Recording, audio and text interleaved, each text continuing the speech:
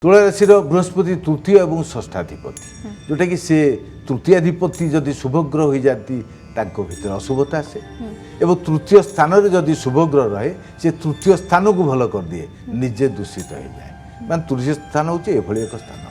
ଏବଂ ଷଷ୍ଠାଧିପତି ସେ ଷଷ୍ଠ ସ୍ଥାନ ମଧ୍ୟ ଭଲ ନୁହେଁ ତେଣୁ ଏ ଦୁଇଟା ଭାବର ଅଧିପତି ହେତୁ ୟାଙ୍କ ପାଇଁ ଶୁଭ ଫଳ ଦେଇପାରିନଥାନ୍ତି କିନ୍ତୁ ଗୋଚରୀୟ ଫଳରେ ଯଦି ଦଶମକୁ ସେ ଆସିଛନ୍ତି ତା ତ ଏମାନେ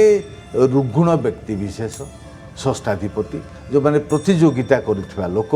ଶାସ୍ତ୍ର ଯେଉଁମାନେ ପାଠ ପଢ଼ୁଥିବା ଲୋକ ଏଇ ଜାଗାରେ ସାହାଯ୍ୟ କରିପାରନ୍ତି ଏବଂ ସାମାଜିକ କାର୍ଯ୍ୟରେ କାରଣ ଆମର ସମାଜରେ ବହୁତ ଦାୟିତ୍ୱ ଅଛି ଯେଉଁଟାକି ଆମେ ନେଉନେ ଆମେ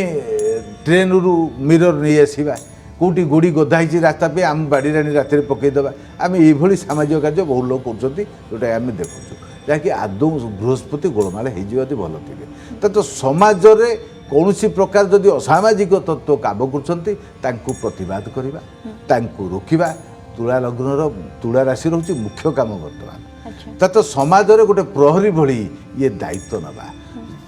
ଯେଉଁ ଅଞ୍ଚଳରେ ସେ ବାସ କରୁଛନ୍ତି ସେ ଅଞ୍ଚଳରେ ସଦ୍ଭାବନା ରକ୍ଷା କରିବା ସେ ଅଞ୍ଚଳରେ ସାମାଜିକ କାର୍ଯ୍ୟକୁ ବୃଦ୍ଧି କରାଇବା ସାମୂହିକ କାର୍ଯ୍ୟକୁ ବୃଦ୍ଧି କରାଇବା ଇଏ ହେଉଛି ୟାଙ୍କ ପାଇଁ ବଡ଼ ଉପଚାର ଏବଂ ସାନ ଭାଇ ଭଉଣୀମାନଙ୍କ ପ୍ରତି କିଛି ସାହାଯ୍ୟର ହାତ ବଢ଼ାନ୍ତୁ ଯେଉଁମାନେ ଚିକିତ୍ସାକୁ ଯାଉଛନ୍ତି ସମସ୍ୟାଗ୍ରସ୍ତ